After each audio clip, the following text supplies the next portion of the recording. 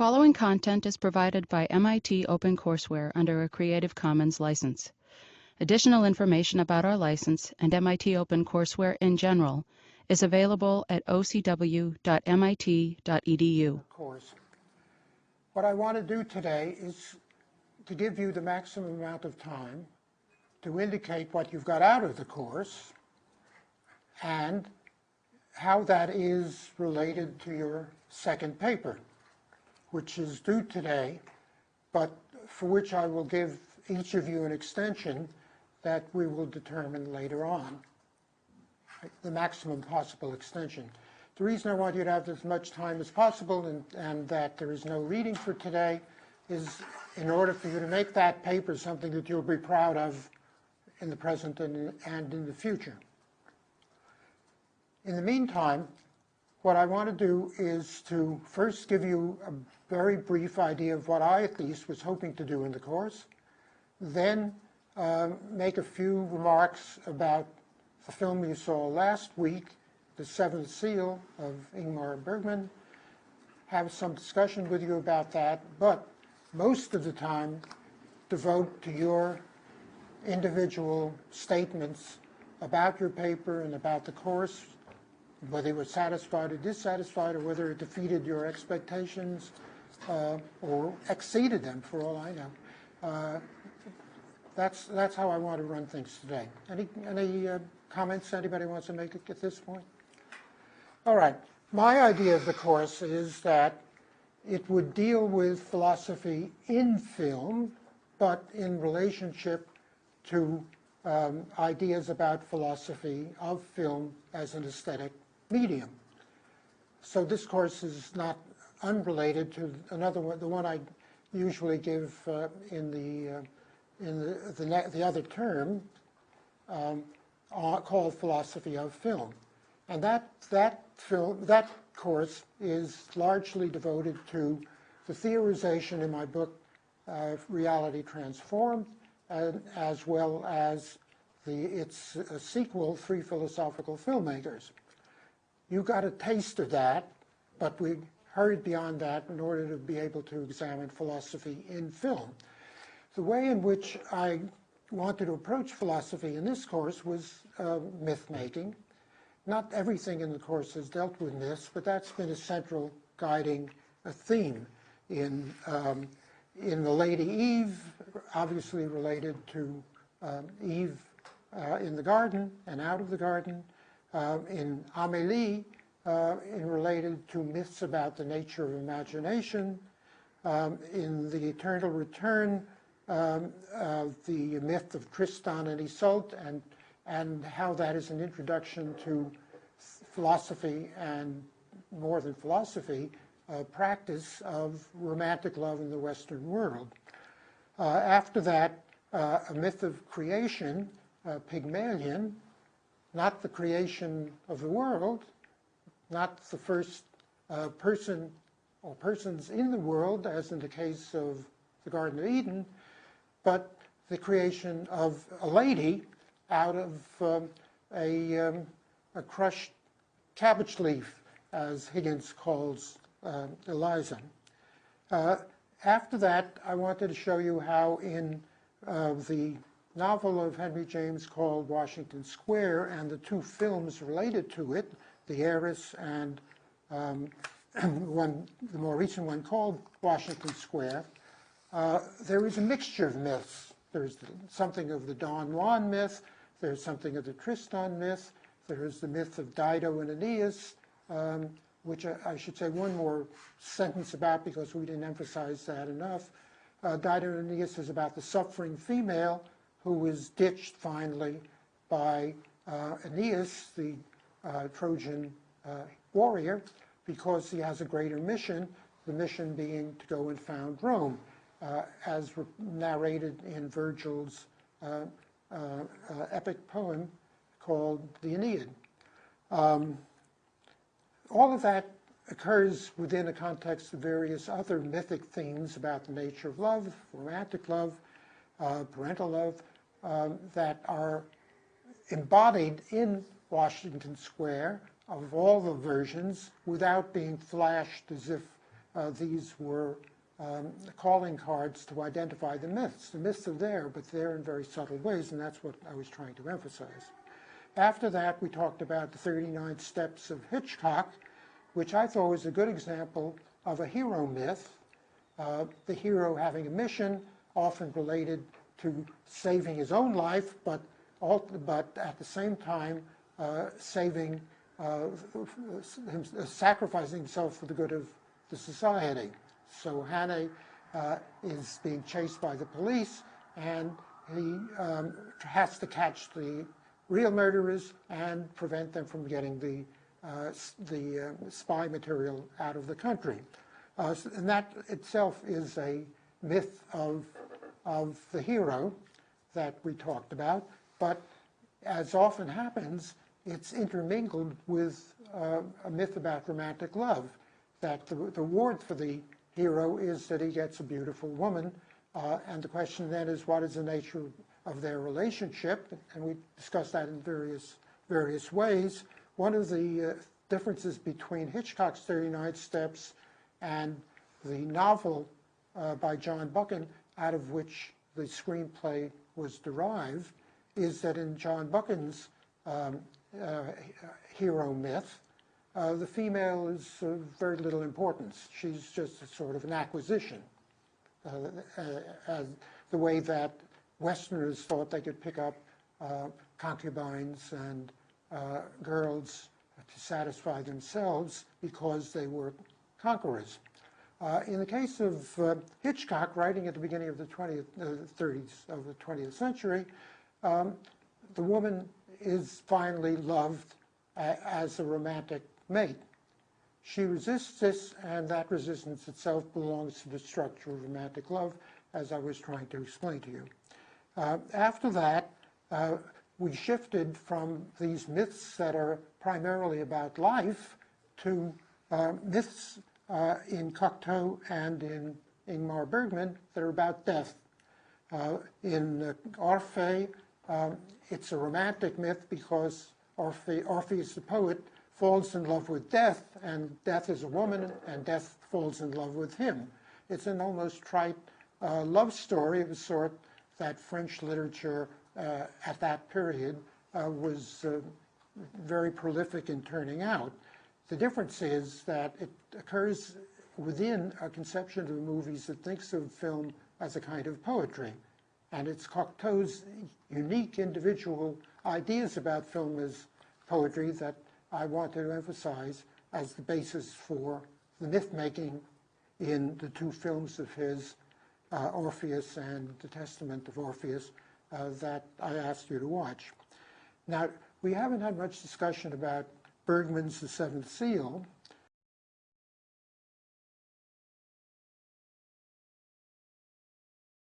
And we don't have time to do it justice.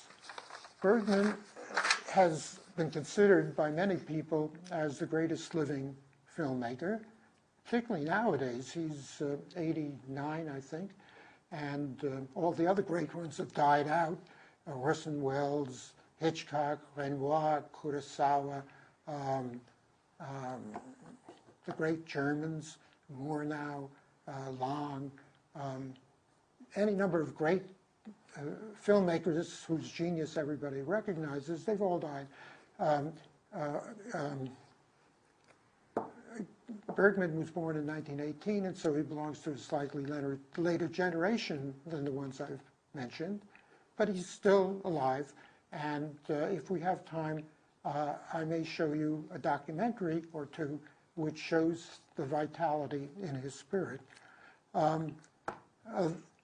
Death was for him a theme that he deals with in many of his movies, particularly in the 3 or 4 that followed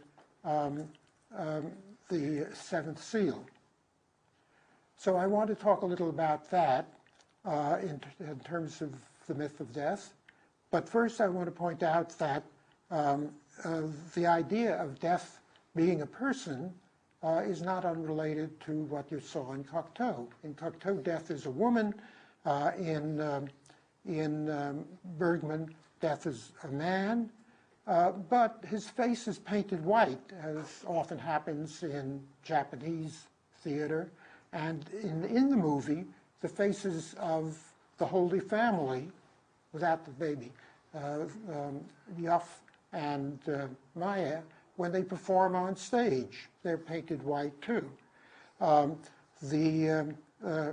Scat, who's the head of the company, appears in white toward the very beginning of the movie when he comes out to say that he's going to be playing Death, and he puts on that rigid mask, do you remember?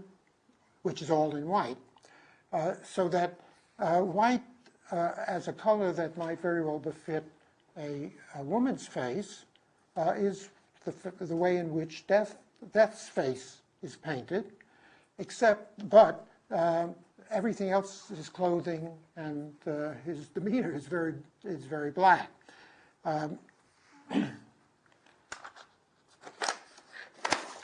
Also, he plays chess with the knight, you remember, and it's a little like women being portrayed as playing a game with the men that they're going to devour, the prey that they have found, and so the two playing chess are in a kind of relationship that's partly at least is similar to one that a frivolous woman, a vicious, devouring woman, but in the Renaissance used to be called a cruel woman because she wouldn't gratify the male, she would be playing a game with the man who is her suitor. Now, in this case, both of the practitioners in the game cheat. Death cheats when he uses the information that he gets about the next move of the knight by pretending to be a father confessor, you remember? And then the knight cheats when he knocks the chess pieces off the board in order to save the Holy Family. So they're cheating in their love relationship, but in a sense, all's fair in love and war, and death is a kind of form of warfare, just as warfare is the enactment of death that has been chosen on that particular occasion rather than through biological causes. The ability of the knight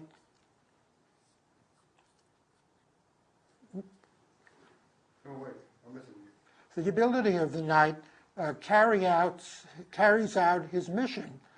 He is a knight of faith. He wears a cross on his tunic in the very first scene. His job is to propagate the faith, to defend, in this case, the Holy Family. Now, the fact that they're being the Holy Family is established by the vision that Yaff has. Remember, he sees the Virgin Mary dressed in blue and with a crown, walking the baby Jesus, who in his purity is nude, and he calls her the Virgin Mary and the Christ child. But they themselves, on the earthly level, duplicate that. They love each other. The woman there doesn't play games with Yaff, but tells him in a moment. She sort of says, "Be quiet, and I want to look at you," and says, "I love you." Particularly in Bergman movies, that's very rare that anybody uses that language, but it's part of the purity of soul that sets them apart as a holy family. And above all, there is the moment in which the knight is rewarded by they're all eating strawberries on a mild evening with a good deal of sunshine still in the skies, and relaxed. And in the only part of the movie in which the knight is not tense, in which he's relaxed, he just enjoys their company, being with them as good people, and all of them are in a very friendly and humane relationship with each other. That is the goal of the knight's mission. But in order for it to make sense theologically, which is what he's a knight of Christianity after all, he has to have a God of the Christian sort, that he can believe in, but but he can't believe in it, having suffered so much in the Crusades and in the plague and in the difficulties of life, presumably even with his wife, whom we see at the end, but whom he's been away from for more than 10 years. And that means he's desperately looking for a sign, just some word, something that would indicate that God exists. He never finds it, so he's always struggling right up until the end. The squire doesn't believe in any religion of that sort, and therefore he's always countering the knight's search by emphasizing the fact that there is no solution to this, and there is no indication of there being any sign to be given by any supernatural creature. At the same time, the squire, who is not a knight after all, who is the sidekick, as in Western movies, but he belongs to a much lower social class, he intervenes several times out of compassion, out of what might be called Christian mercy and concern about other people. He intervenes to save the mute girl from being raped by Raval, who was a member of the church, but but defrocked and a bad example of a clergyman. He intervenes to prevent Raval from hurting Yuff, and even punishes Raval by making a scar on his face. And he intervenes with the witch, you remember, the girl who thinks she's seen the devil, and that the soldiers are so afraid of the devil they won't harm her. And then, of course, she's burned at the stake. But just before she is, he intervenes and tries to calm her and to prepare her for the inevitable. So there's a great deal of goodness in the squire, and as a matter of fact, he does more good in the world than the knight does. But the knight has a religious mission. He has a kind of intellectual, even theological point of view, and that puts him on a higher level. This pairing of the more intellectual, more spiritual, more highly higher in the social order person, which is knight, with someone lower down who is nevertheless very humane, is a constant theme throughout Western Western thought. And one example of it is Don Quixote, who is the great idealist, but he's mad, and Sancho Panza, who is very sane, but he has no ideas and doesn't believe in any theological order or any system of ideas whatsoever.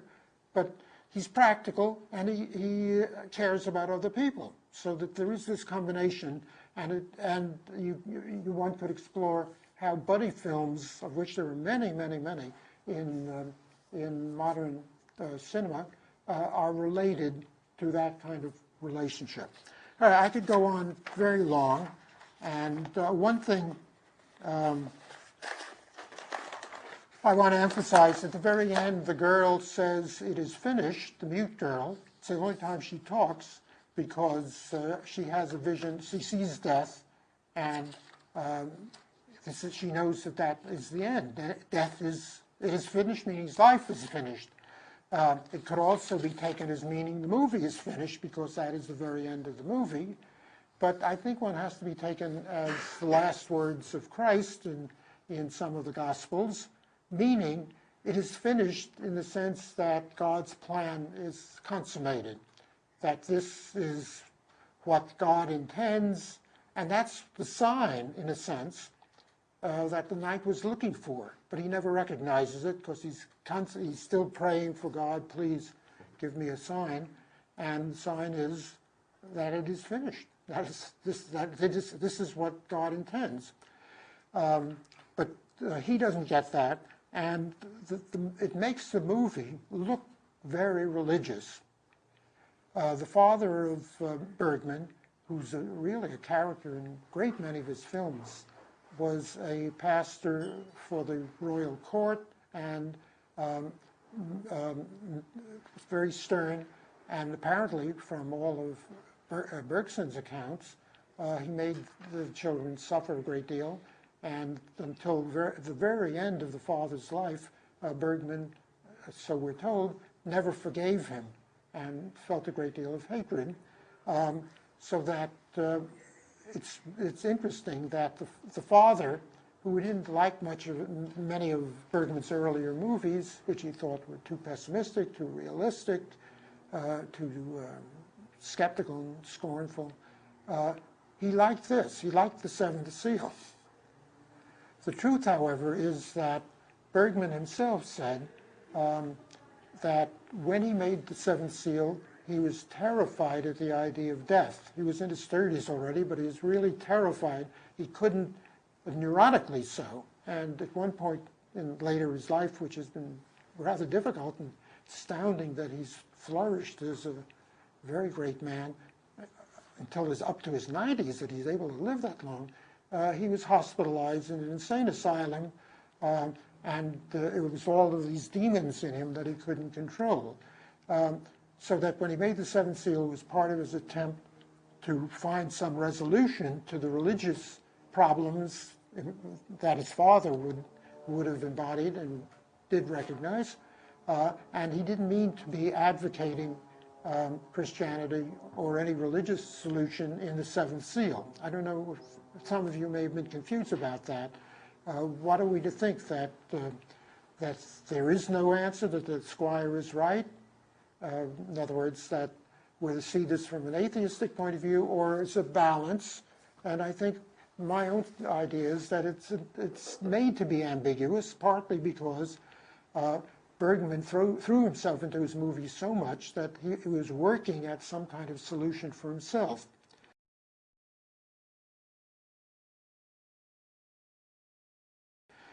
This is especially relevant to the 3 or 4 movies that followed The Seventh Seal.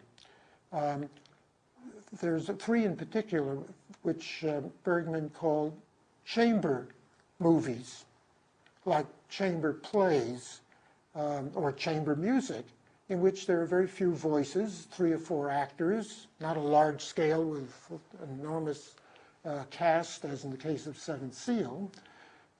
And each of them deals with the same kind of problem in a very unique and individual and brilliant way. In the first one, Through a Glass Darkly, there is a character, a young woman, who is happily married, but she is schizophrenic, and she thinks she hears voices and sees signs of the coming of God, but then in the midst of a psychotic episode that her family have recognized coming on, she ends up she disintegrates because she says that the God that appeared to her is really a spider, and he's trying to destroy her, so, which is not an uncommon kind of psychotic experience. It's handled brilliantly in the movie because there is a God that descends, but the God is a helicopter that has been sent for as an ambulance to take her off the island where they are to a hospital. So that's brilliantly worked out. All right, so that one ends as no sign from God, but her father, who is guilt-ridden because of the way in which he's raised his children, he finally enunciates the idea that God is love and love is God, and it's a kind of happy solution, but very thin. And Bergman himself in later years said very false, it's no answer, and that was a dishonest movie to that extent, but it's still a very interesting movie. The next one is called Winter Light, and this is one movie that many people love best of all of Bergman's. It's about a parson in a small community who is falling apart himself because he feels that he keeps communicating the Word of God, but he really is in doubt himself about it, about the religion, and he also is looking for a sign, like the knight, and the sign never comes. But then in the very last scene, when one feels that any normal person would simply give up and leave his order, the Protestant order, leave the church, the priest sort of forces himself to go on and give communion, and we know why he does it.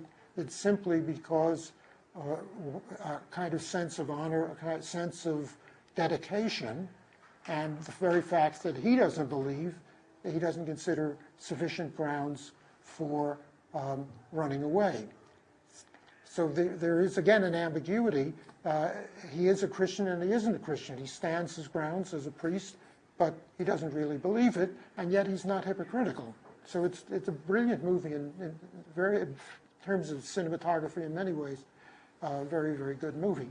The last one of the three, and I'll stop there because Bergman made 50 movies, and he himself says maybe 10 of them are really very good. And at least 10 of them would be worth my going on about. But the third one I want to mention, the last one, is called The Silence, and that is about the world, a kind of semi-unreal world that in Europe, in a city that we hardly recognize. As a matter of fact, it's we can figure out it's related in Estonia, where the Swedish three main Swedish characters get off the train on their way back home, and it's very real, unreal in a way that is reminiscent of Italian films that were also being made at that time by people like Antonioni and Fellini, in which the falseness of modern life is emphasized. But that too is a very powerful, moving, powerful, and in its own way, very beautiful movies, however strong they are, and experienced by some people as pessimistic, they're always beautifully constructed. Well, I'll just stop there because though it's arbitrary, I don't think I ought to keep talking today.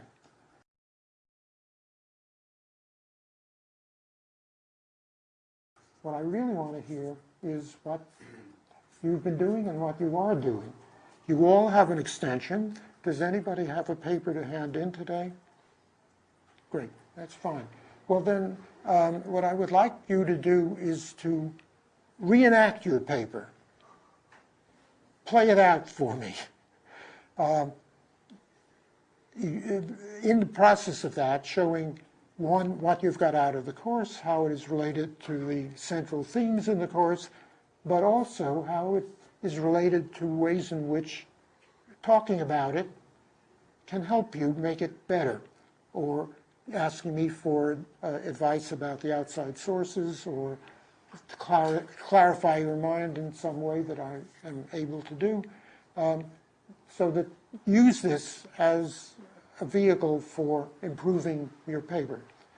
As you know, the grade is, the second paper is very important in the grade, so that you really should, if you care at all about the grade, if you don't tell me and I'll give you a routine grade, but if you care, make the best effort you can with the amount of time that you have left. I know you don't have much time, but we'll work it out as best we can. All right? Could we start then with Serena's, because it's almost done, or you might want to hold on to it and improve it if you have time, if there are other more important things to do in life. Well, reviews, but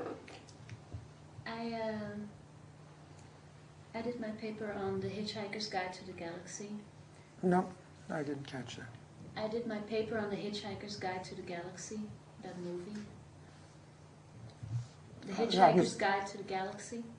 The Galaxy. what is that? The title of the movie that I don't know Yes. about? The Galaxy. The Hitchhiker's Guide. Oh, the Hitchhiker's Guide. Yes. Sorry. Okay, the Hitchhiker's Guide, which I haven't seen, but I remember the book very, very well. Yes. Also, it was a television series.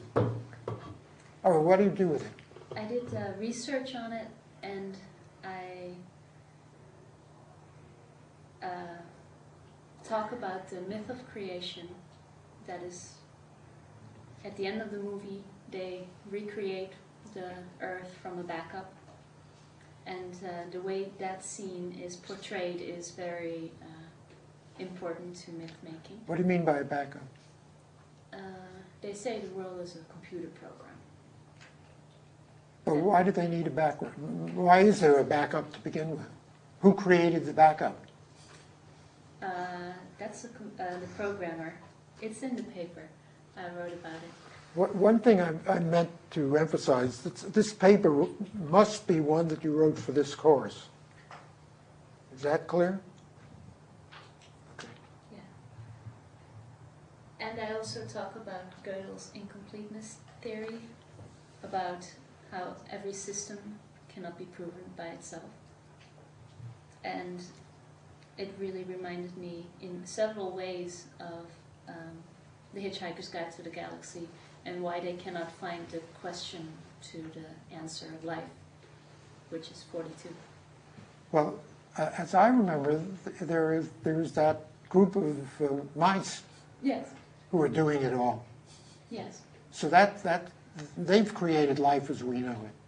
Yes. Now, who created them is another question, right? Yes. And that's not answered.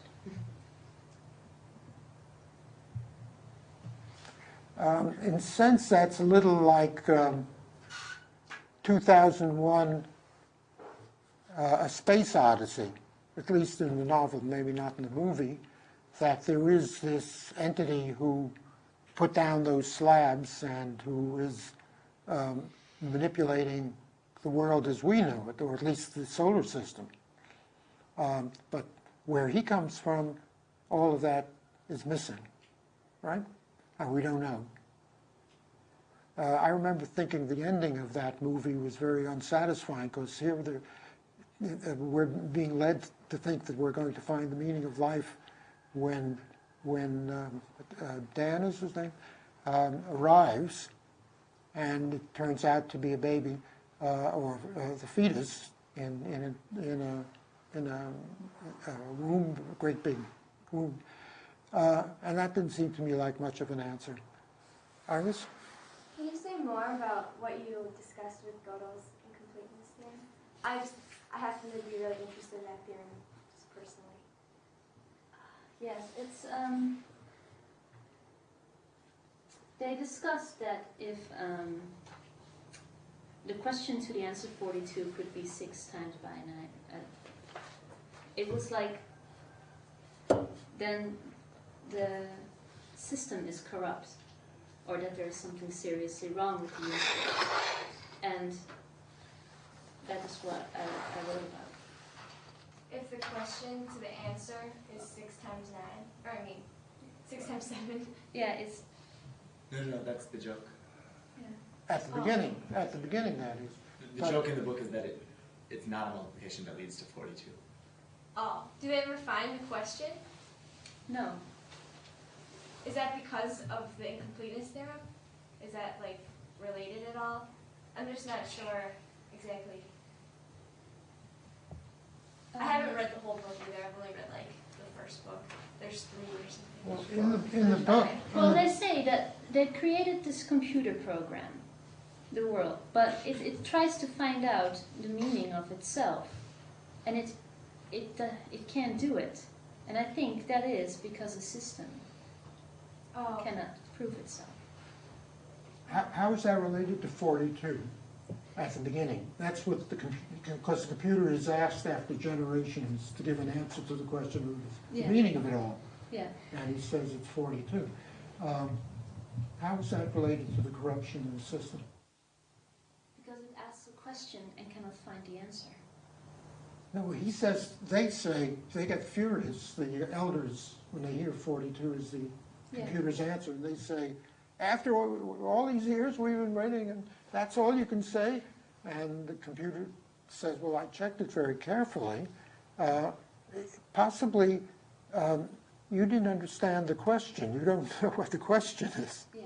Right? Now, the computer says that. Yes.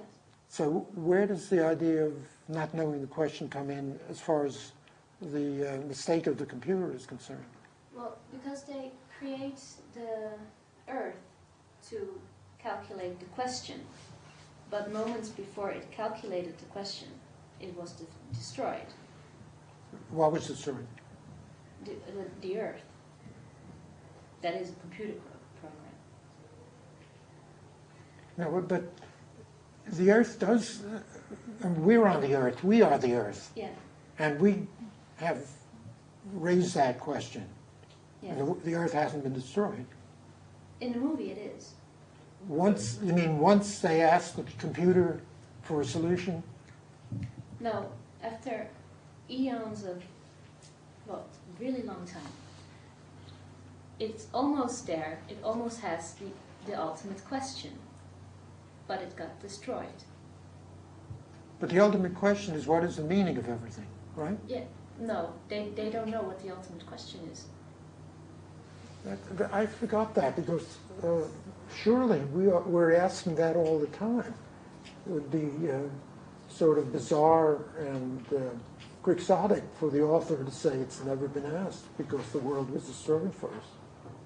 Well, they asked the question, but they didn't get the right answer. So No, they thought that the question would have been wrong.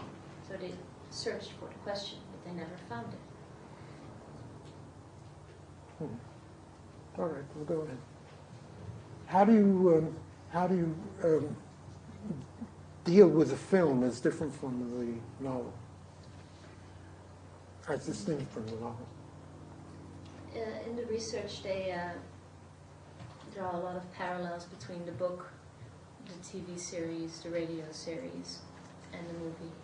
And I only talk about the similarities, not about the differences. It was a radio series, but also a television series. Okay, tell us more.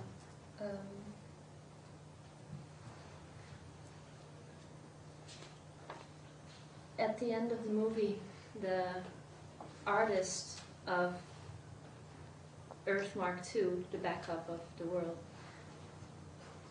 says that there is no need to look for the meaning of life because the chance of finding that out is really small, and that the only thing you should do is to hang in life and make your time worthwhile. And the Arthur then asks him if he is rather happy than right, because that's what he stated. And then he says no, because that's where it all falls down. And that's a humor that Douglas Adams uses. But it's also a way of making a statement and then not being able to prove it. And I talk about that too. There is a view about the nature of truth that you cannot know what is true unless you know what it means. So that until they can show what it means, there's no hope of finding the truth.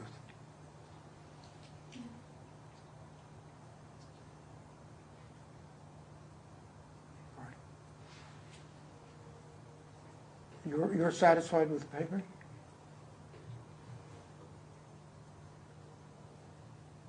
I think I am.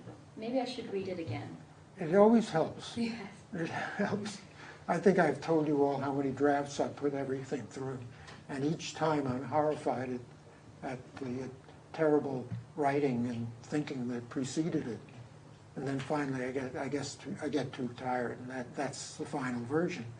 But for many people, at least, you can't write well the way that Mozart was thought to have written his music without rewriting and having many drafts. It might be applied to your writing too, but I don't know until I look at it. So why don't you hold on to it, and then later we'll decide just when everybody should have a paper in. Can we go on to Sam? Okay. So, as I said before, I'm going to write my paper about "O Brother, Where Art Thou?" Right. And the main idea that I thought came up in a lot of ways in that movie is the idea of using myth as sort of a parody of itself. And so the best examples are the fact that the whole story is supposedly the Odyssey, but it's sort of making a joke about being the Odyssey because it's on a different scale, and it's not really pretending to be anything as mythical and as important as the Odyssey was. It's just sort of copying it on a surface level. Also in terms of the social order. Yeah. Well, what do you It isn't a struggle between kings and of Greece who are invading the Trojan mainland. It was the Near East, in order to liberate another queen who's been carried away by one of the princes of Troy. You know, all this is very high and, you know, related to upper classes, not to working people, and involves ideas in the ancient world about what love is like and what men should be doing and heroism. It's all very elevated, right? No, it's also very earthy in many ways, but it is epic and within a sort of international elite that all of these things happen. Whereas in the case of the movie, these are very lower class people who don't even speak good English, right? That's right. That was one reason why I thought you should look at the original "O Brother, Where Art Thou?" in Sullivan's Travels. Preston Sturges. Sullivan's Travels, right. Yeah. Right. Do you go into that? Yeah. And so that was the other aspect I was looking at, is that in Sullivan's Travels, his whole idea is to make a very serious film called "O Brother, Where Art Thou?" A very serious film about the Depression. And what we get instead is this film that tells a really good story about the Depression, but is anything but serious. And in order to, I think that, and that's sort of what Sullivan finds in Sullivan's Travels as well, is that what maybe he needs to offer instead is humor. And I think that it's, again, the idea of sometimes a parody of a myth is more powerful than the myth itself. Or at least get something done. It accomplishes something that a myth What can't is the myth accomplish. in the case of Preston Sturges' movie, of Sullivan's Travels? I don't know if there's exactly one of the myths that we've talked about, but I think that there are certain eras in American history that have sort of been transformed into myth, and we sort of imagine them in ways that aren't necessarily realistic, but are more mythical. Like, you know, the Wild West is a time that we have these ideas of what the Wild West was like, and it's not real, but it's a myth of the Wild West. And I think that in a lot of ways, the Depression has sort of come to have a mythical status in American history. And there's these ideas about what the Depression was actually like, and in actuality, what Sullivan wanted to do was to make a film that showed the reality, that showed that the Depression was a horrible thing, that people were suffering, and that the Depression was causing people to live these horrible lives. But then what we get instead in "O Brother, Where Art Thou?" is a movie about the Depression that sort of parodies the Depression, because even though it's about this time when everybody was poor and nobody had what they needed and people were hungry all the time, the movie is very happy and fun, and everything just works out for them all the time. You know, without even trying to, they become the most famous people in the country because of their one song. And I think it's the idea of taking something that we have this idea of what it might be like, and then we sort of laugh at that because sometimes that's more useful. Also, there's the idea of movies being entertainment. Right. That's what the studio moguls, the two men who represent the studio. Yeah, just make sure there's a little sex in it. Yes, exactly. And then there's that funny line, give people what they want and so on. And one of them says, but with a little sex. Not too much. That's all he says, but with a little sex. In other words, it mustn't be too realistic. It mustn't be real sex. It mustn't be too obvious, because then it'll get censored, for instance, in the 1930s, but with a little. And that's inherently dishonest. And the realist film that Sullivan wants to make will be utterly honest. And yet it'll also be entertaining the way that the movie Sullivan's Travels is. There's also the myth of the wandering hero, because even in the title, Sullivan's Travels, I mean, it sounds like it's a play on what? Gulliver's Travels, which is fantastic and often very funny.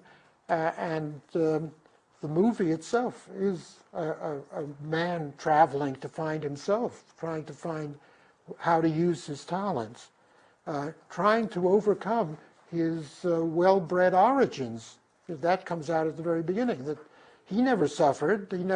He went to prep school and had probably a trust fund and plenty of money, and whatever the result was, he was very talented or very well educated, and he could be a great, very good, very successful filmmaker, very much like Orson Welles, very much like Preston Sturges. Yeah, I thought another funny level of parody with that is I read that Preston Sturges also grew up very wealthy, and he never really knew any suffering, and so it's sort of funny that this guy then makes a movie about someone in his same situation who's trying to make a serious movie, and that's sort of admirable. It's admirable that Sullivan grew up, very privileged, and is trying to understand what it would be like to not be privileged. To search beyond it. Right. And but Sturges doesn't even do that, because Sturges makes a movie. Sturges grew up very privileged, and he makes a funny movie.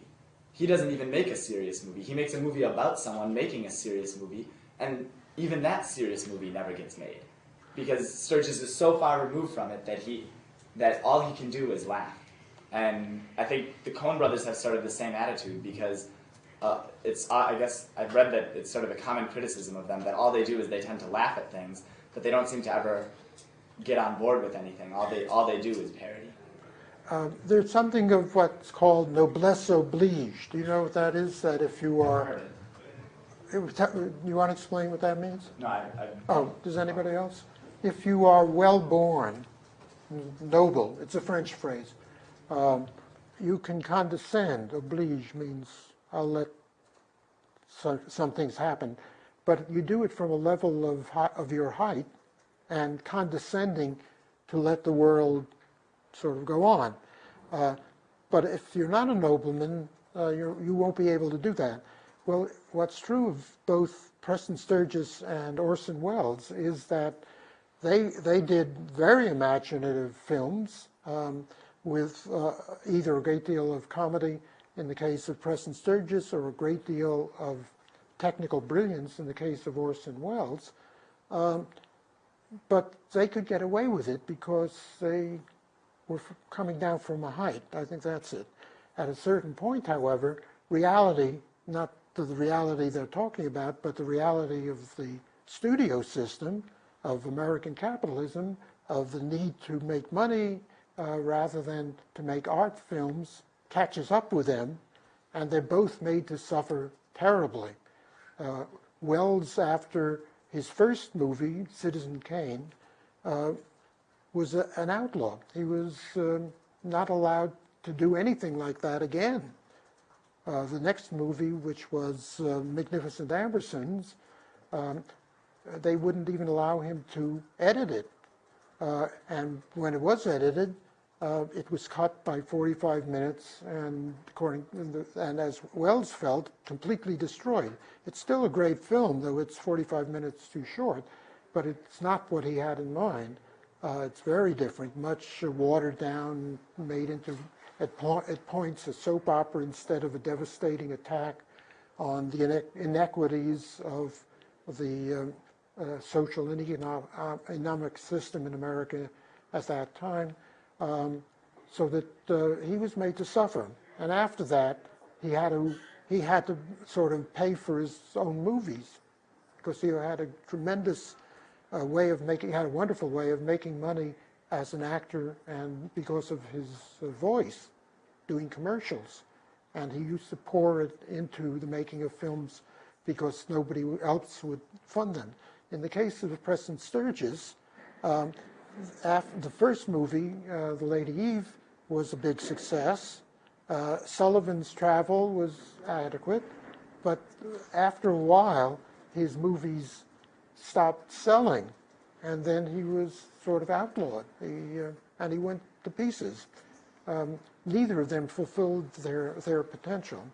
Both of them, I think, were geniuses, and very much alike because of their aristocratic origins, coming out of wealth and tremendous cultivation in all of the arts, because they lived in Europe and they sopped up European culture, and went to the best, or could have gone to the best schools. In the case of Orson Welles, he was admitted to Harvard and other places, and at the age of 16, he decided to go to Europe and see the world. By the time he was back to America, went back to America at the age of 19 or 20, he was making an enormous salary doing on the radio, because he had that marvelous voice.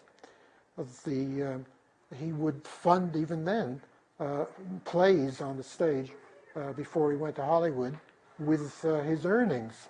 It just happens that last night I saw 4 minutes from a play of his called The Voodoo Macbeth that he made in 1930, a play that he directed in 1935 or 6.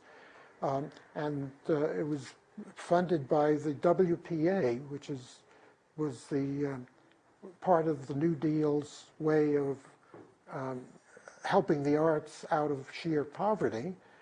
The actors were paid something like, I think it was $23 a week, and Wells was making, I think it was,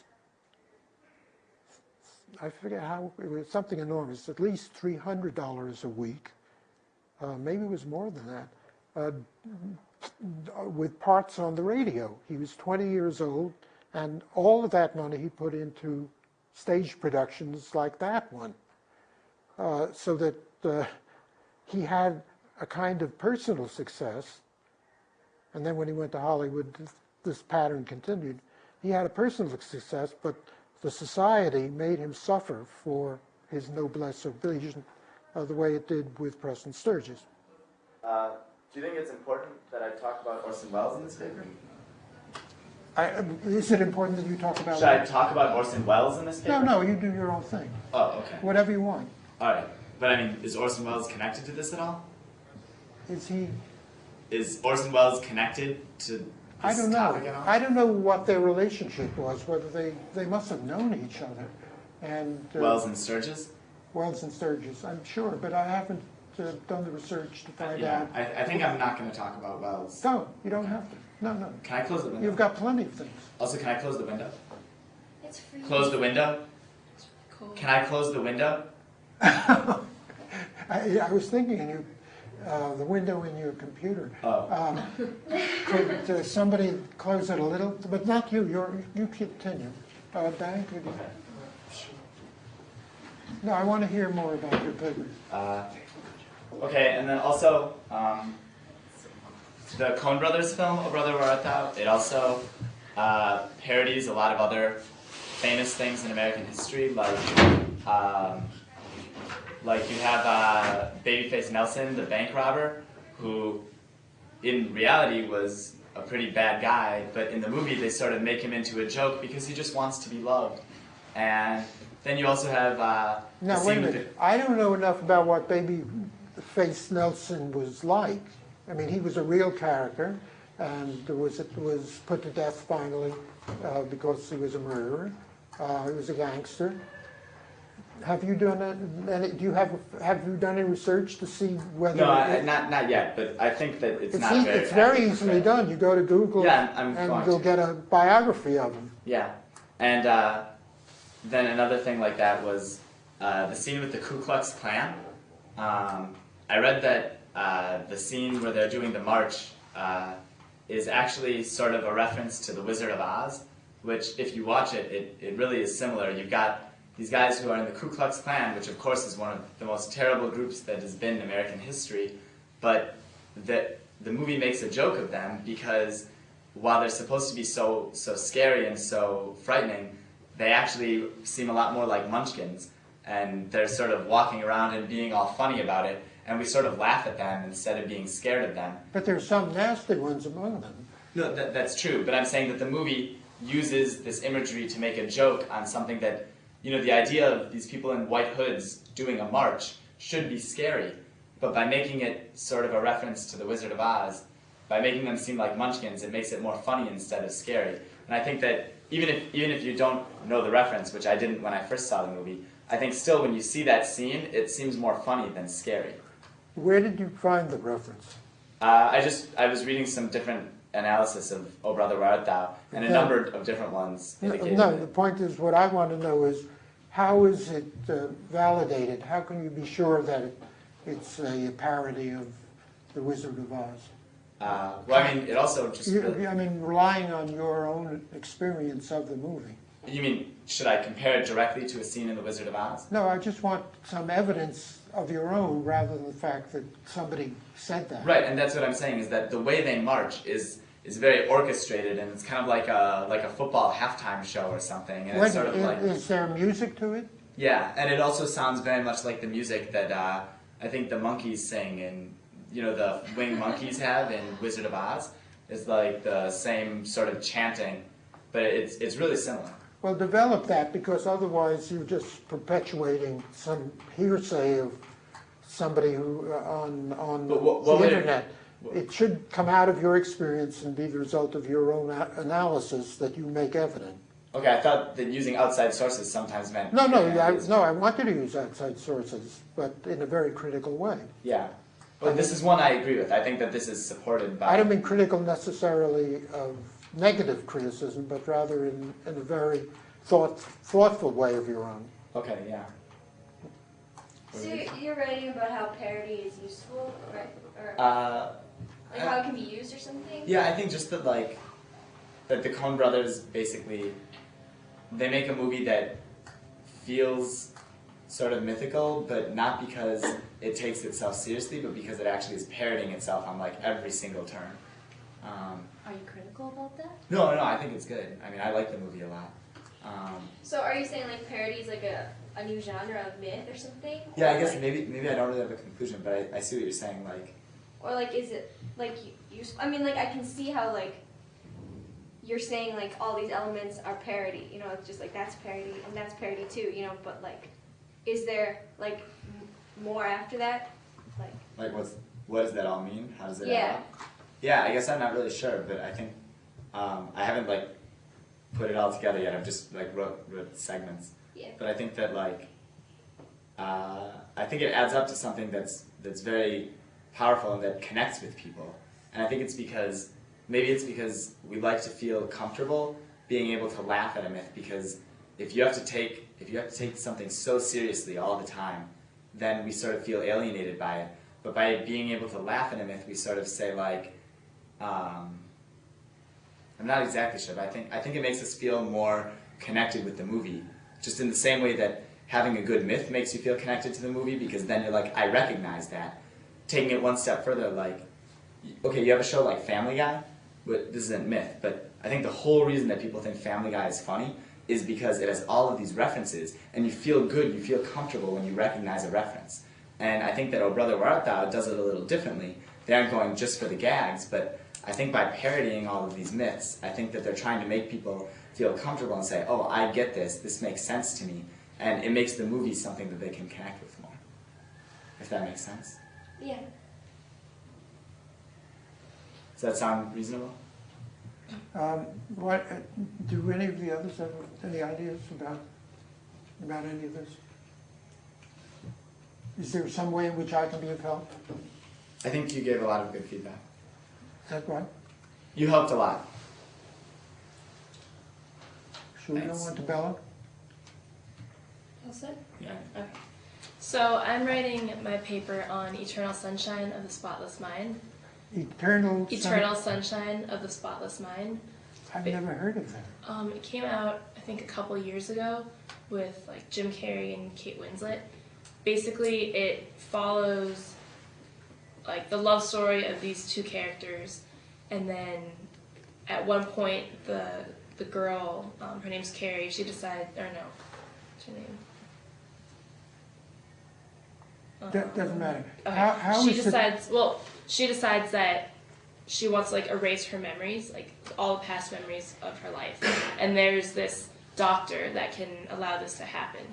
So basically, what I'm writing about is kind of like the meaning of life with the myth of death. I found the article that Is it related to any particular myth, or just does it have some real interesting philosophical implications? well, it does because. So what actually happens in the movie is first the girl gets her memory erased, and then when the male character finds out, it kind of flips him into this crazy frenzy, and he decides that he wants to have the same procedure done. And the vast majority of the movie is actually the male character reliving his memories as each one is erased. And by the end, by like the very last memory, when he realizes that when he wakes up in the morning, he's not going to have any of these memories, he wishes that he wouldn't have had this procedure done, because he's going to wake up the next day and just have nothing at all. I worry about whether you can handle it in a way that is suitable for the course. Okay, well, I was going to analyze it from the perspective, so, like, Heidegger says that, life is like a being towards death, right? And so, we all know that death is going to come, and we kind of live in this anxious way, like, trying to figure out, like, when it's going to come. But at the same time, it's kind of like, I think you say this in your article, that he kind of loses focus on the fact that the acts we commit during our lives, like those acts actually have meaning too. And then I was also going to take it from the perspective of like Christianity, where Christians believe that life on earth is just kind of like it's not as meaningful as the afterlife, which is what Christians hope to obtain. And then there's like the Buddhist perspective, which is you're hoping to attain like nirvana, where you just understand everything and you have clarity of mind. So my argument was going to be comparing those three things to events in the movie, and then ultimately showing that the main character, as he's getting his memory erased, actually achieves nirvana and the clarity of mind. And which is why, so the end of the movie kind of cycles through towards what the beginning of the movie is, where he wakes up and he doesn't remember anything of his past, but he like impulsively decides that he wants to go to this place, Montauk, and he actually meets the girl that he fell in love with once again, although they don't remember that they know each other. And then slowly through like sorry, this is hard to explain because you haven't seen the movie, but one of the workers at this clinic that erases the memories like realizes what a bad thing she thinks it is, and she sends each client their file, and so they both discover that they were once in love, and they kind of like try to work it out again. So I was just gonna talk about like I haven't, as I said, I hadn't heard of the movie, and listening to your account of it, I don't think it's a movie I would want to see. It seems so trite in terms of Hollywood movies. It seems sort of constructed out of the sort of other movies that have been popular. How much of this have you written? I have like 2 paragraphs so far. 2 pages? Two big paragraphs. paragraphs and just like a general outline. And So you haven't written it. Good. no, not in- Then there's hope, because I would much prefer if you wrote something on something else from your point of view. Are there other possibilities? I mean, I haven't been thinking about anything else besides this. What? Tell me, in terms of the course, what segment, what part meant most to you? Well, I was really interested in exploring like the myth of death, which is why I thought this movie would be kind of interesting. Because it's kind of like, while the characters don't actually die, it's like an emotional death, because all their emotions and memories are wiped clean. But do you have any recommendations maybe as to other No, movies? but it's got to come out of you. That's the point. Right. But maybe, Iris, could you Well, help? I've seen the movie before, and I mean, it does. I feel like the movie does have a lot of like philosophical implications that you can go off of. I mean, maybe you don't appreciate like Bella's interpretation of like the myth of death or creation that she's like interpreting through the movie, but I found when I watched it, I mean, there were other philosophical implications. Maybe you'd be more inclined to of having her analyze. I don't know, like one that I thought of when I was watching the movie was determinism. Like the idea of free will is, I think, one of the themes that is run through the movie, since despite the fact that these people have their memories erased, have essentially, I mean, when your memory's erased, essentially like data that you operate from, right, is like gone. So the basis for your actions, you would think, are being originated through some other way, I guess through your soul or something like that. But in any case, you find that these, like a couple of characters that were not supposed to be in love for whatever reason, and got their memory erased such that they would not be in love with one another, they fall in love actually in any case. And after they realize, oh my God, like our memories were erased, and we're having this love affair sort of again. Like it's kind of interesting, like why did that happen anyway? It kind of references like a determinist fate sort of theme. And I mean, I don't really remember all the details from the movie because I watched it a while ago, but maybe that'd be like a string you're more interested in, because I think it's kind of hard to ask Bella to like do a completely different movie in like a couple days. Bella, have you read anything about the movie? I'm sorry? Have you read anything about the movie? Yeah, I actually like rewatched it a couple times this weekend and tried to formulate ideas. Have you read anything about it? Yeah, I've read a bunch of stuff like from online and Who? I've read a bunch of stuff online, and since I was trying to focus on the kind of like the nirvana aspect that the main character, realizes while his memory is being erased, I've been reading some stuff about like the Buddhist perspective of nirvana also. I worry that you may be falling into a ditch. If there was some other movie that you could analyze in relation to it that is really solidly constructed, and especially if it's a great classic, that would help a lot. In terms of the movies in the course, Okay. are there any that you have ideas of your own about? Not that I've been able to, I haven't really thought extensively. I've been, really focusing on this movie for the past week or so. But I can definitely give it more thought.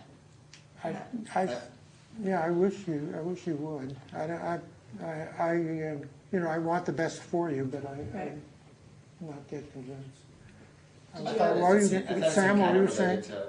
I thought, only a little bit, but it kind of seems connected to The Testament of Orpheus. Okay. Because it also had, that movie just had this totally deconstructed narrative where there was no, where things were told out of order and where time flowed backwards and forwards a lot. Right. And I think that also was about the myth of death and then rebirth, after you lose, certain parts of yourself, but then you come back in a different way.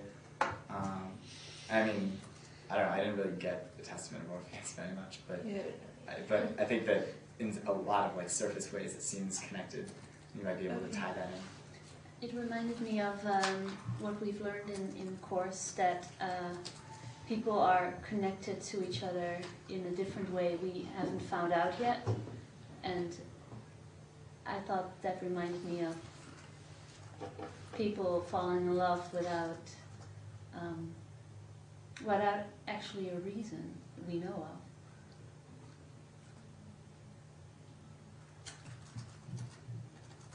And what is meant by falling in love is clear? I'm sorry? Is it clear what it is that these people experience when they fall in love? Is there any treatment of that?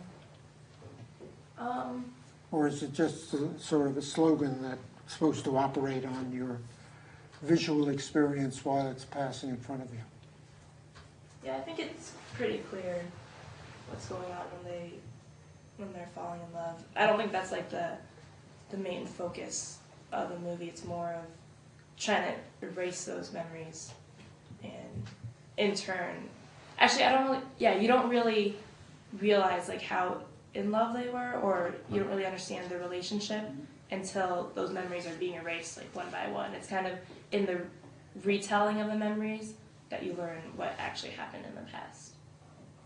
So, yeah, I'll look into other movies more, and thank you guys for your input.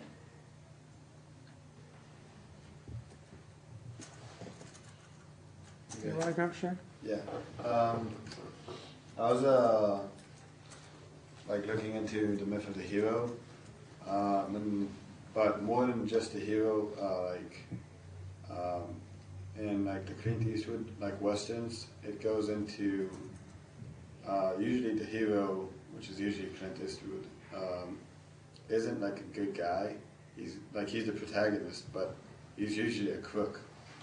Like, and the good, bad, the ugly, he and Tuco like steal from the state, and then the whole movie is just about them getting more money. And like, there's a bunch of movies that I've seen and researched about this, and you can it's easily compared to like older westerns by like John Wayne and Gary Cooper, where the protagonist is like a sheriff, and he goes against like a bunch of actually bad people and to protect like a town or like help people out from like the good of his will rather than for a reward. And that's basically what I'm doing. It's just like, it's a new kind of myth that was kind of developed in Western, or I feel like, and it's like the newer movies where you kind of have an anti-hero, which is, it's still the protagonist, it's just, it's not a person that you would necessarily feel that is a good person.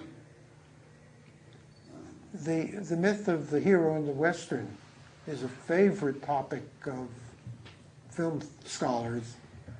There would be any number of books and articles that you could use. Be careful not to just make it purely sociological the way they do. And be careful to specify the way in which you're using the film to make your generalizations. So introduce some technical analysis into each of the moments of development in your paper. I think that's important. You all remember the length that's the minimum? Yeah, 2,000 words. It's not the maximum, the minimum, right? Have you done any of this outside research yet? Yeah. I've read, well, at first I've seen, I watched High Noon for like, to compare like the Clint Eastwood's too, because in High Noon he's a sheriff, and it's Gary Cooper, he's a sheriff, and he's a good guy.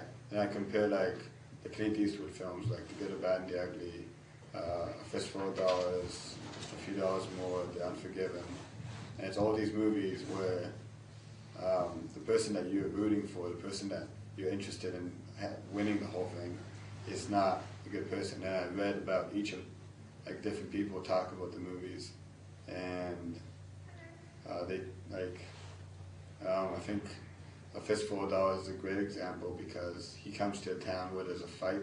there's a feud between two families, and he plays each family and basically takes money away from them and cooks them out. And then he eventually gets caught and then he shoots a lot of them. But he's not a good person. He's just there to get stuff, but it's still the person that we're rooting for. So I've definitely had a good amount of outside research about this. How is this related to other aspects of the Western? Well, for the older Westerns, it was, you had a definite good people and bad people. Like if you go to the really older Westerns, they have the Native Americans as the evil people and the white people as the good people. But as you go into like newer films, like if you think of Little Big Man with Dustin Hoffman, where by that time the Native Americans are actually the good people and they get slaughtered, and it's more historically correct. And it's like it's a development in the Westerns. So in the older films is also about like an adventure, and while in the Clint Eastwood ones it feels like it's more about like there's a lot of action, there's a lot of like duels, you see people come up against each other. Right. Once the good guy is no longer the focus, the Western seems to concentrate upon sheer action. Isn't that it? The sounds are louder. The proportion of time that's spent for the violence increases. It's action of a sort that I associate with American males. I can't believe that women really go for this sort of thing, whereas women might tolerate, maybe, there's now another generation, but the ones that I've known a little about, the kind that women used to tolerate would be the ones that are concerned about a solution to problems in society, establishment of a family, or what to do with a male who's restless in a frontier situation where he can't feel comfortable because he has to be defending himself, in which the women are tough, and sometimes they're fighters. I mean, they engage in gunfight as well. There's a movie with Joan Crawford in which she is the bad guy and uses her gun the way the bad guys do. But for the most part, where the ideals still matter, women can tolerate it because they can see the need for a certain degree of violence on the part of the good against the bad. Whereas now the women sort of disappear from the Western, and it's all a matter of men doing the comparative, competitive, muscular, physical, violent sort of thing that men have always been doing. Killing each other in war, competing against each other to show their manliness. It's this macho aspect that seems to be accentuated in the newer kinds of Westerns. Am I wrong about that? No, that's definitely a good point, because if you look at, I think Heinein's a perfect example where his wife is she doesn't like fight. She's against fighting, and she thinks he needs to go away, and they want to build a store, and eventually what ends up happening is she helps him fight against the bad guys. But in the newer Clint Eastwood movies, the women are they're not really play a big role in the movie. Well, in that movie, Grace Kelly is the wife, right. But there's also the girlfriend, the other one. Katie, what is it?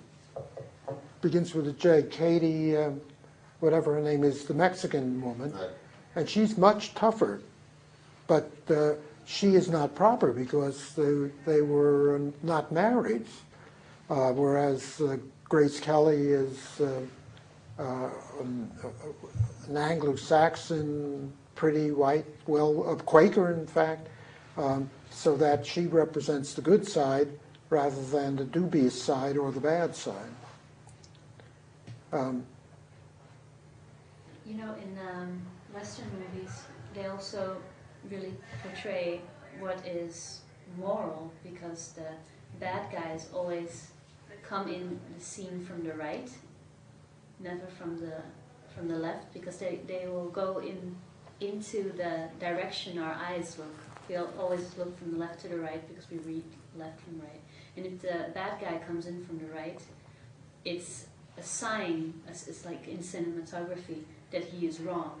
And you can see that on movie posters nowadays that are like clearly indexes about what the story is going to be like.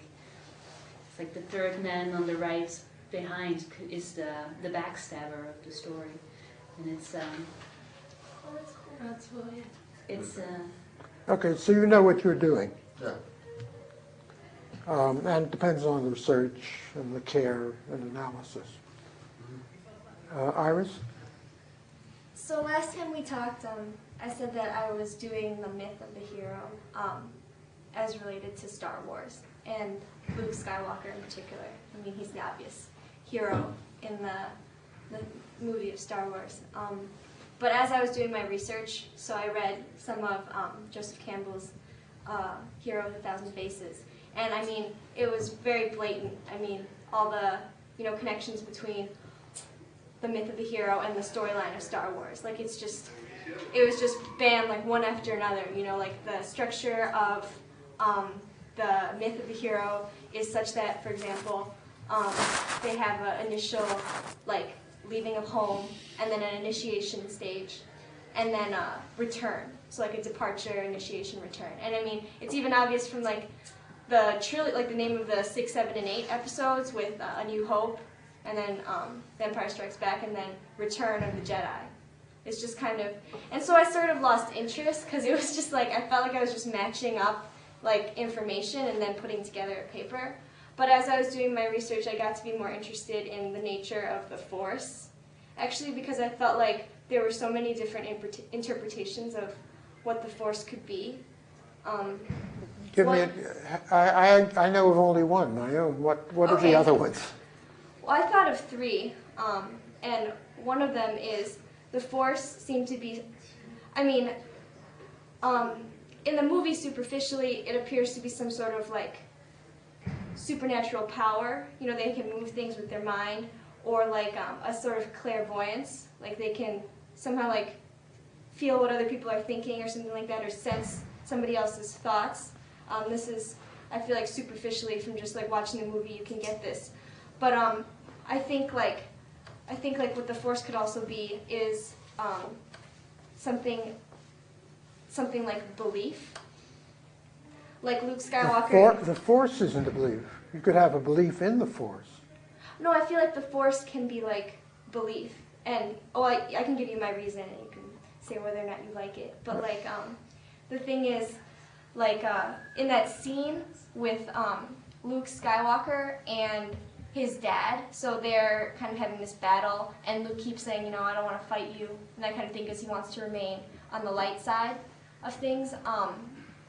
Him and his dad have this like kind of psychological battle with, telling each other that I sense that your thoughts betray you. Both of them say this to each other. And I feel like it might not necessarily mean literally that they are getting this feeling that that guy's thoughts are betraying him. It may just be that they have this belief, that he believes that his father is good. He's not really sensing that his father is good, but he believes it. But there is the training scene with Obi Kenobi in which he says to Luke, it's using that orb that floats in the air as a way of learning how to use the laser sword, right? And at first Luke can't do it, and Obi says, "You're thinking. Don't think about it. Act on your feelings." It's not a question of belief, of ideation of rationality. It's a question of intuitive feeling. I think that's what the force is. The force is the power that you get by being in touch with the reality of nature. So you don't believe... you have to act directly on the basis of your intuitive feelings about that. I think that, that all of that is it has to be analyzed because one wonders what it means. But I think that's the general area in which the idea is thrown out. That if the force is with you, remember, may the force be with you, meaning, and the emphasis there is in the word with, because the force will be with you if you act spontaneously, intuitively, in terms of your instincts, because they are in touch, they are with the force, and then the force will be with you. No? So you don't feel like there are any implications to believing whether or not... That makes it seem rational, and the idea is to get beyond rational, not necessarily anything transcendental, anything supernatural, but rather being with it. We have that expression that Lucas is, George Lucas is trading upon. When it hits you, you will know it. Yes, indeed. You have to be with it, with it, rolling with the pitch, giving yourself to the nature of temporal existence by accepting yourself as a temporal being with the reality which is the nature that you are a part of. I think that's the crucial thing about the force. But that's my interpretation. No, I agree with you. I agree with you. I just don't, I think that I think we agree with each other, actually. I don't see how believing in the force really conflicts with being with the force, as you say. It's not like it. In a sense, it is like religious belief, because religious belief isn't supposed to be purely cerebral. It's supposed to be a giving of yourself, a feeling of love. That's why love comes into religious thought so much. And what are you supposed to love? You're supposed to love God. Does that mean what? Nothing like loving a person or loving a beautiful painting or loving the fact that you just inherited $1 million. It means sort of giving yourself spontaneously in an acceptance of God, right?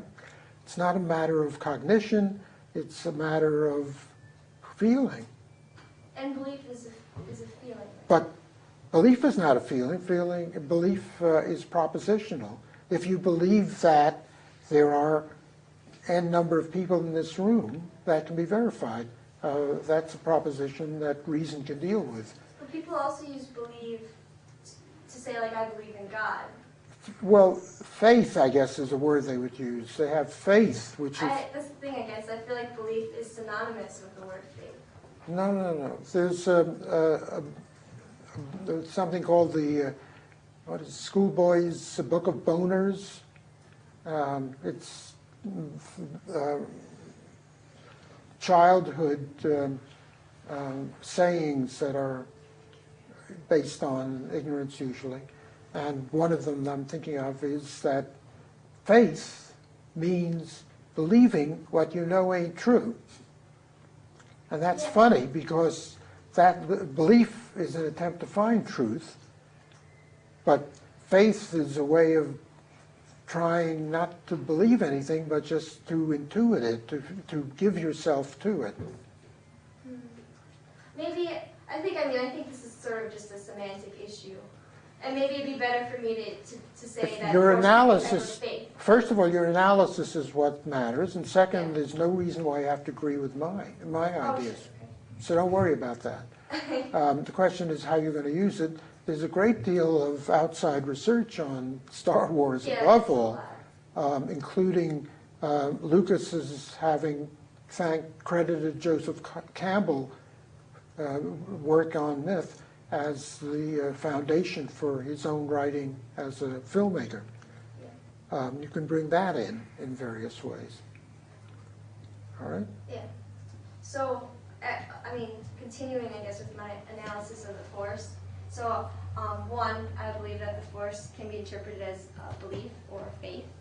Also, I think the force can be interpreted as fate, like, may the force be with you, may fate be with you, in a sense. Like, they use may the force be with you in a very, in like, good luck, Godspeed sort of terms, too, which I feel like it's kind of like lending itself to a fate determinism sort of reference. And then the other thing, I'm just skimming over these, but I mean, I could analyze them more, but the last way I felt like I could interpret the force was as some sort of life force, some sort of energy, and this is what they literally say too when Yoda and Obi-Wan are describing the force to Luke. They say that it is a life force, that, and Darth Vader I think says it too, that they draw energy from that, and this is very similar to like the Eastern belief in chi, like the air or something. Like there's something special about like the air we breathe, or like the atmosphere or whatnot surrounding things and breathing life into things. So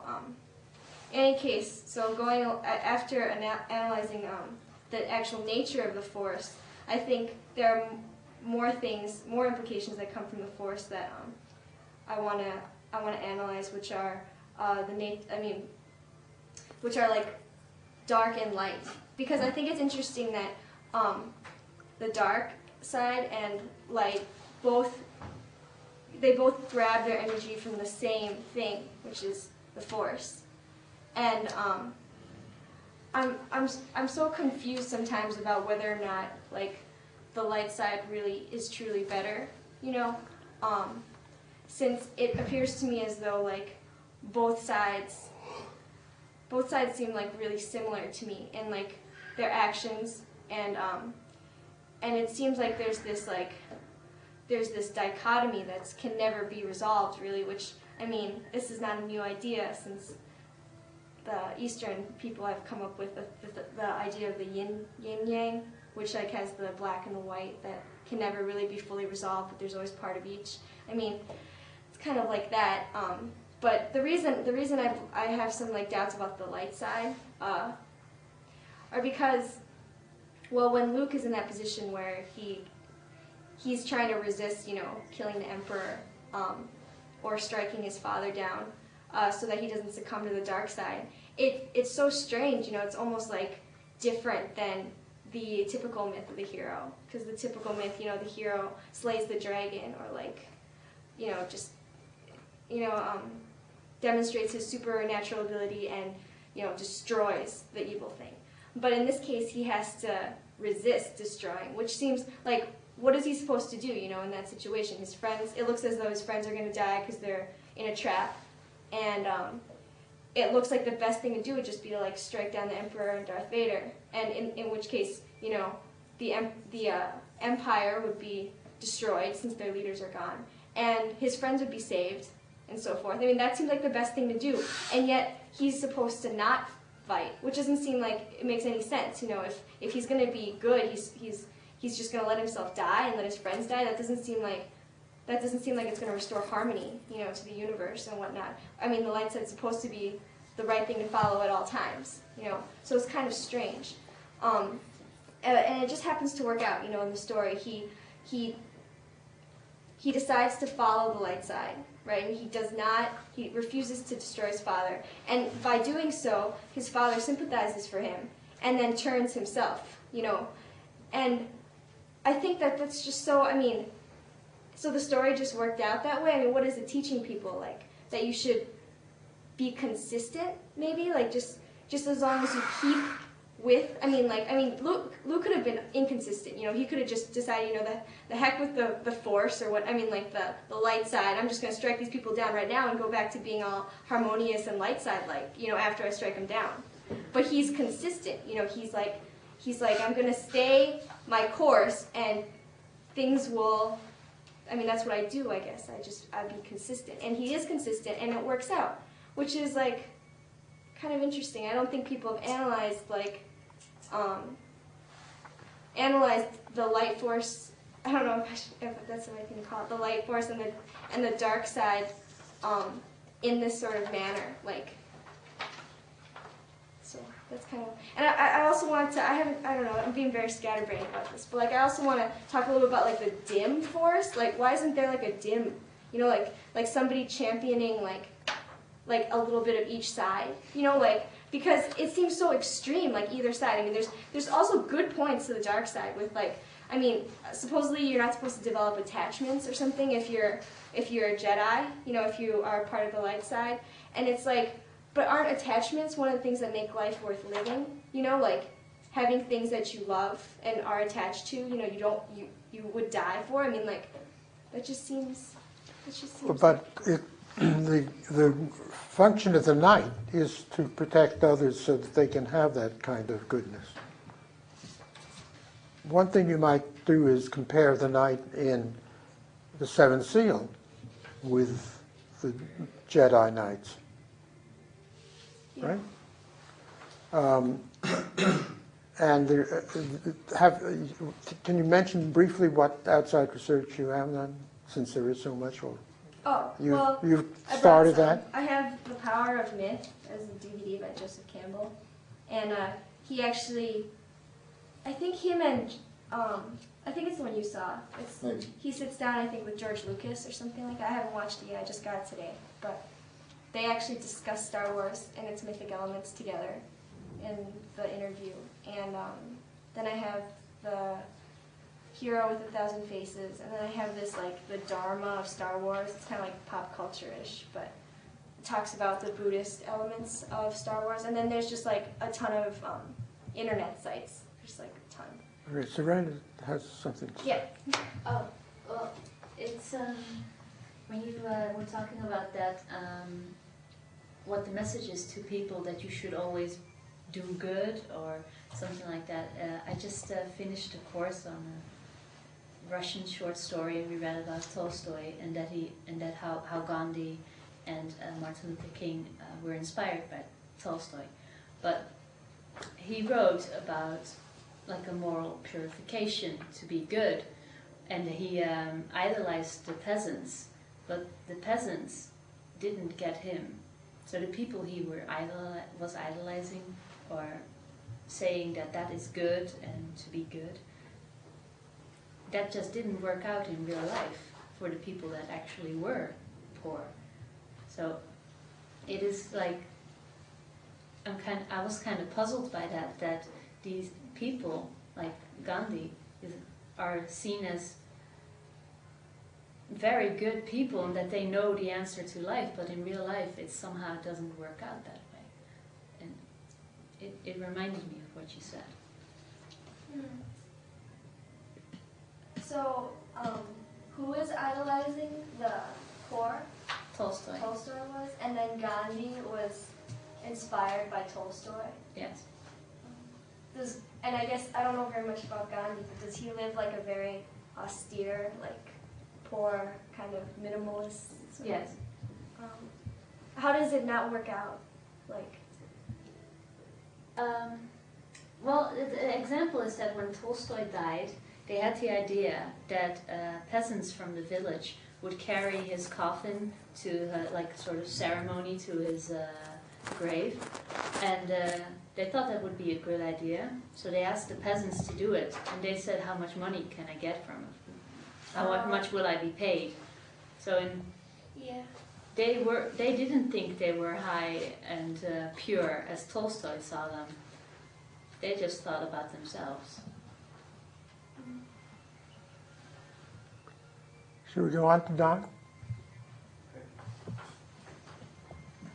So I'm doing Terry Gilliam's movie called The Fisher King, and it is based loosely on the myth of the Fisher King and the Holy Grail as a healing vessel. I watched it 2 nights ago because I thought you might go ahead with that. Right.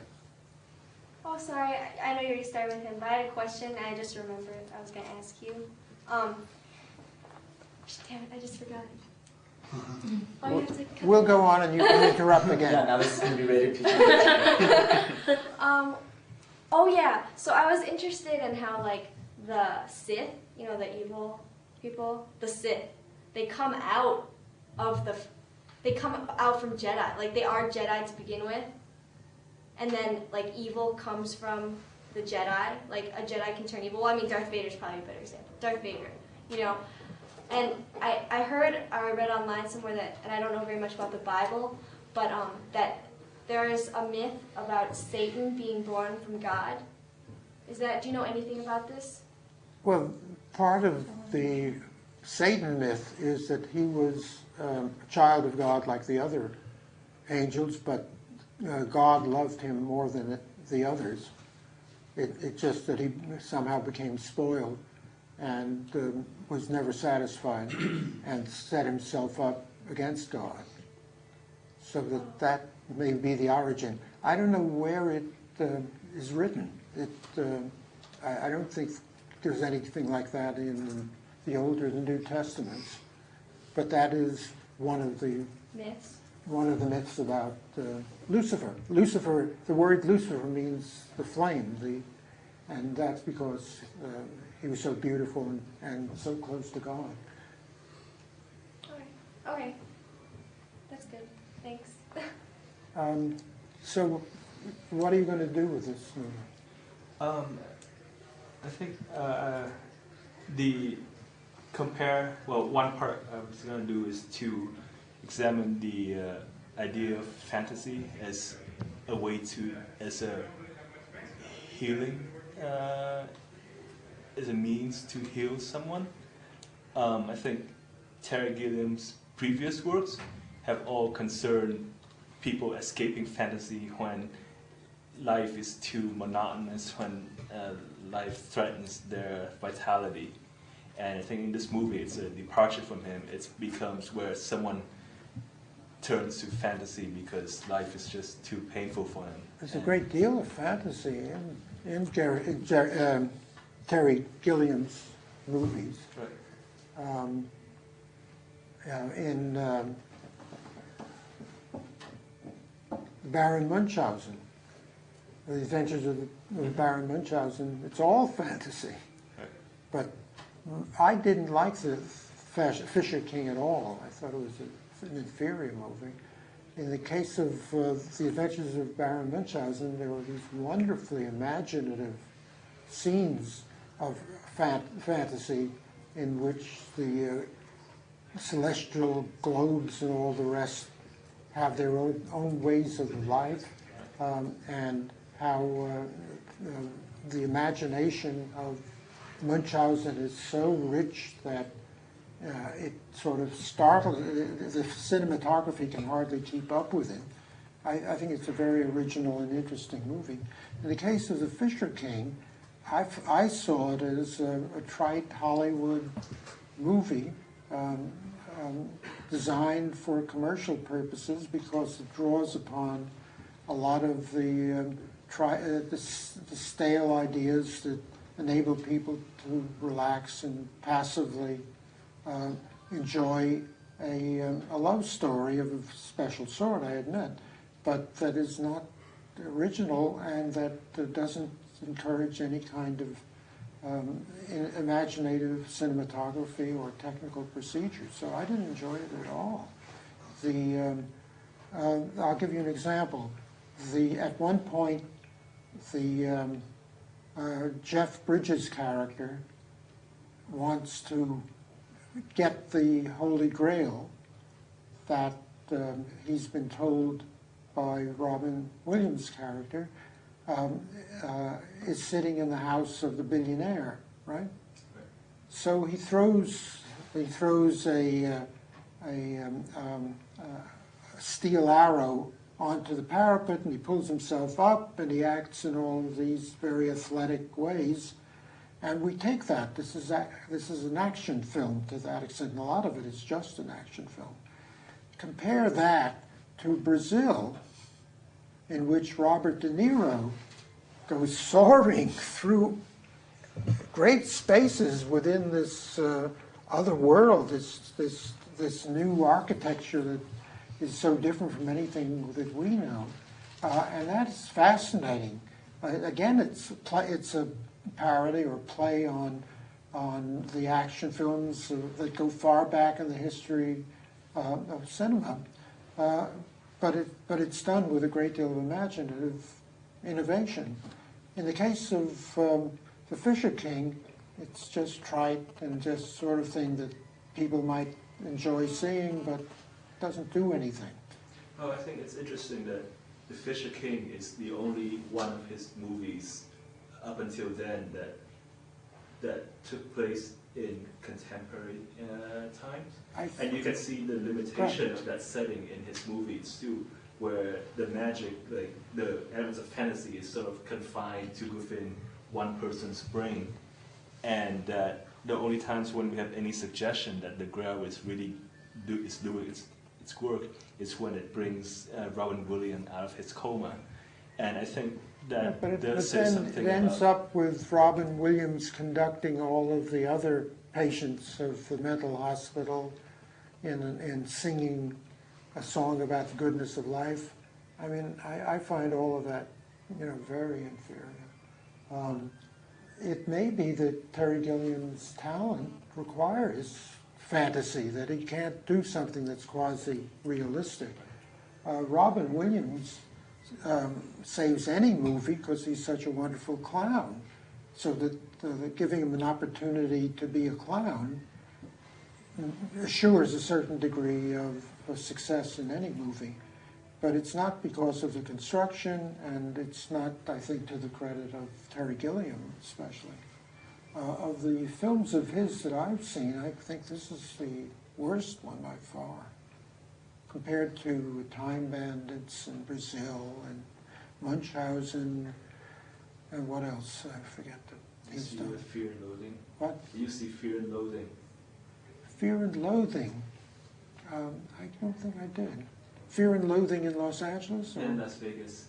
In Las he did that? I don't think I ever saw that. It's quite good. It's, I guess this time the fantasies becomes like drug fuel instead of being, it's another one of his movies that takes place in somewhat realistic setting, but I'll bet it's one of his worst too. Actually, I like He was, the last movie he was involved in was Don Quixote. Mm-hmm.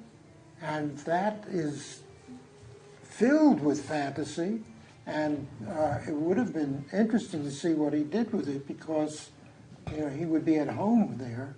The trouble is that it was a disaster for all sorts of reasons. Well, one reason was that the actor who was going to play Don Quixote came down with prostate cancer, and they had to cart him off to a hospital. And the insurance company wouldn't put up the money, and there was a financial loss, and nothing came of it except the documentary about the making or unmaking, or the failure of the Don Quixote movie. But there, I think he could have shown himself at his best. And here, it looked to me sort of a kind of second-rate Batman or Dick Tracy, in some fanciful idea of a contemporary city, but without very much imagination. So I was hoping you wouldn't be writing about this. You've written it, or you're going, or are you committed to it? Can you reconsider? Sure, I suppose. There's lots of material, mythic material, in other Gilliam movies. The ones. I mean, those are the ones I know. Brazil, for instance, I thought was a marvelous movie because of its use of various myths. Or Munchausen, or even Time Bandits, which was his first. He has a wonderful zany mentality, all of which was poured into the Robin Williams character, but Robin Williams is not only zany, but he is a clown, and at his best he's a clown. There are movies in which there's one that takes place in a hospital. He's a doctor who has some kind of phony, vulgar idea about curing people by letting them do whatever they want. I forget the name of the movie. What is it? I think it's Patch Adams. That's right. And I thought that was a terrible movie. Isn't that a real story? Despite what? Isn't that a real story? A real story. I think it's based on a real story. No, but it's no longer a real story because it's a movie. And or what I was saying is that even the wonderful clowning of Robin Williams couldn't save it as far as I was concerned. And I think the same thing I feel about Gilliam's movie. That Gilliam has this taste for insightful, imaginative fantasy, but he poured it into the Robin Williams character, who took it over and made it interesting only because he was a clown. It didn't go anywhere. That's the feeling I have. If you still can reconsider, think about the possibility of one of the others, Brazil, for instance, which is a very good film, I think. Did you like The Fisher King?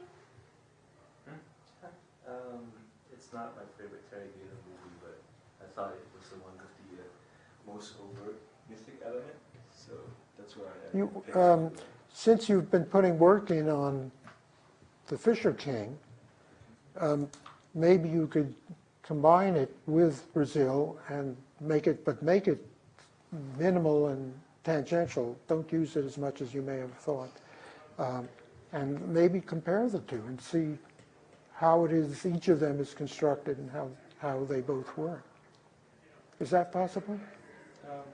I'll think about it. I feel I was remiss because when you first brought it up, was that a week ago or 2 weeks ago? I just said, well, I haven't seen it. I did at least go and see it for your sake, and I wish I had seen it a month ago. Anything anybody else wants to say about our work and about your work? All right, then why don't we stop now, and we'll go upstairs to watch something on the screen.